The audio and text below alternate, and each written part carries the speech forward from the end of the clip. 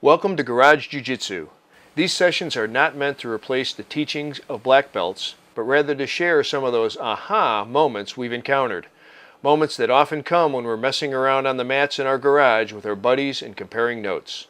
We believe that 98% of results of any technique are delivered by those last 2% of details.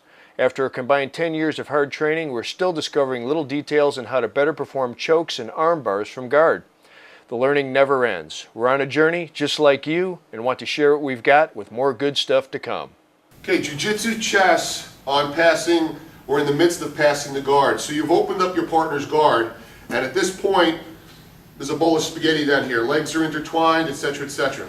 So Tom and I are going to play a little chess, give you what we're thinking about on passing the guard. My goal here is to get into eventually this position, side control, and Tom's is to regain guard.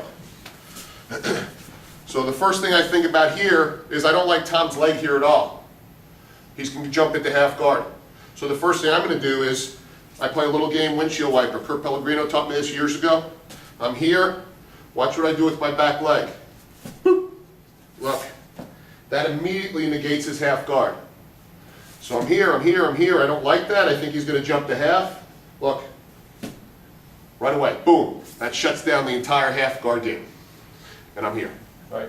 So he's opened my guard. I'm trying to get as much distance between him and I as possible and as much control. Okay, this is a chaotic time during the transition, so I'm going to look at getting this knee up. In the first place that I'm looking, the Panama position, the key position we've talked about before, is I'm going to look to try to block that shoulder, keep this knee up, trying to keep my foot on his hip as well to block him. So I'm not going to reach out for him. I'm going to try to keep my distance here, make sure that when he comes in, I've got his shoulder blocked, and I'm going to block this arm and try to control this wrist. If he's here, I'll just go straight for this wrist because he's not going to have an opportunity to pass if I'm folding this wrist across. So without me lunging at him, just waiting and keeping my distance, I'll try to see if I can grab this wrist right here.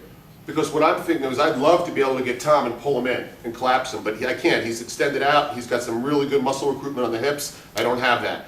So what I'm thinking of right now is I want to control this area right here as I try and pass, because this is the area that he's going to try and regain guard in.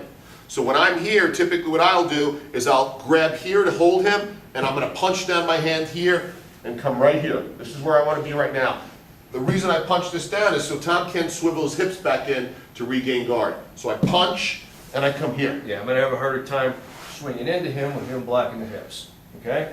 And by him doing that, when he comes down, if we do this slow motion, he's going to come down at the same time. I'm going to try to catch him across well, sometimes the face, a lot of times the neck, to see if I can block the shoulder and see if I can push out. So he's going to try to stack into me, to come into me. Go ahead. I'm going to try to see if I can continue to rotate like this. He does have my leg pinned on the ground, but I'm going to use that as a pivot point. I'm going to use this on his hip, not on his thigh, but at the crux of his hip, to try to continue to rotate. So I've still got my distance back. I've got his shoulder blocked. I've got control of this wrist. I haven't given up anything.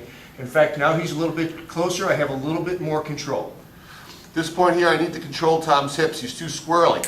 This hand now is going to roll underneath, and I'm going to lock down the hip here. I don't have to worry about the triangle quite yet because I still have this foot pinned. So I'm locking down the hip here, and I'm trying to climb him. Right. So he's got an underhook here. I do have a little bit of mobility and power still because this heel is on his hip, so I can push away a little bit, which is good. I can pull this wrist up and try to worry about reestablishing guard, or better yet, if I can pull this off and be able to get a triangle set up, I'll do that as well. But for the sake of Jiu-Jitsu chess here, I'll just continue to push away. Got this leg trapped right here. Okay. I'll continue to see if I can stretch him out like this, control this wrist, block this shoulder. Okay, at this point here, he's got my wrist here, and he's pretty strong there with that umbrella grip. But watch what I do. Instead of me trying to pull my arm down because he's too strong, because my goal is to get my wrist below my waist, instead what I do is I bring my shoulder up. So rather than try and pull against Tom, I keep this static, and look, I move my shoulder up. Now my hand is below my shoulder where I wanted, and now I can start to pin his hips down, because I'm using shoulder pressure and head pressure. Right, so this isn't the end of the world for me right now. I've still got his shoulder blocked, still got some distance, still have my foot on his hip. His wrist is down. Yes, it's controlling my hip, but I'm controlling that grip as well. So I have an opportunity to either base out here, continue to try to shrimp out, which creates more distance, okay? Which is probably going to be my first immediate move. Continue to block this shoulder. Okay, at this point now, I need to get my hips up closer to Tom. I have got my left arm wrapped around his leg. Now I'm going to high step out with my right leg and come up here, trying to create open space for me to get my hips closer to Tom, keep shoulder pressure down, and high stepping out really liberates my legs. Yeah, and more importantly, he just took my arm away from me, okay? So I have an opportunity now to either try to move these hips out again and roll into him, okay? Which is probably something that I may consider doing, because I've lost his arm. He's got his full body weight crushing on my elbow and my forearm. I can't pull it out. I can't control him with it. All I've got is a grip on the other side, so that I know when he starts to free this arm, I'm going to be able to maintain grip control. Okay? So at this point, I'm going to try to drive this hip down, break his grip, sit up a little bit. And I've got his lapel on this hand. This is a mess. This is a transition. This is a fight. Okay, this is where I'm going to make my final move. This hand's going to come under Tom's leg here, and I'm going to try and scoot around Tom's body right here. And I got his leg pinned to the ground here, so he can't face up. Right. And I've got Joe's wrist on this side underneath, so I'm going to try to see if I can fight for the underhook here, stay on top, drive my hips back, and we end up in a turtle position.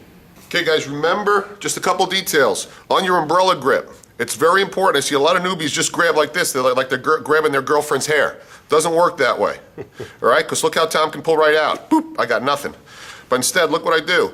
Pinky, ring, middle. Now I have the ability to hold with very little, and I can push. That's very important in this position. So this is what a lot of people will call an umbrella grip, because it looks like an umbrella. I roll, and I don't use maniacal strength. Okay, so when I want to control his posture or establish any lapel grip, I want to go as deep as I can. That means literally I want my middle finger on, and he doesn't have a tag, the tag, if there was a tag, right directly in the back of his kimono. Okay? That puts pressure on the side of his neck, controls his posture. To do that, most people don't get in deep enough. They get their hand this far, the kimono's tight, for instance, and they can't get in. And they end up tearing their fingers up. And even if you do have your hands in wide open, and I try to squeeze this now, I got nothing. I'm having a hard time. So, kind of a tiger's paw grip, goes right in, and you're already gripped. So it just snags on there real easy. And if he's fighting me, whatever, I can just continue to punch it in and get deeper and deeper to control that grip. That way my palm's turned up. He has a much harder time clearing that grip. I can do a rope grip here, control him down. I've got a lot of strength, along with my hips, okay, to be able to control his posture. When I grab the kimono, just a tip, I want to use two hands, guys. One, create space. Two, watch how I roll. Again, the principle, I can push and I can hold down. I'm very, very strong here. I see a lot of guys just grab and hold like this. It's not wrong, it's just less desirable. Grab, roll, and push on the guard break when you grab the kimono.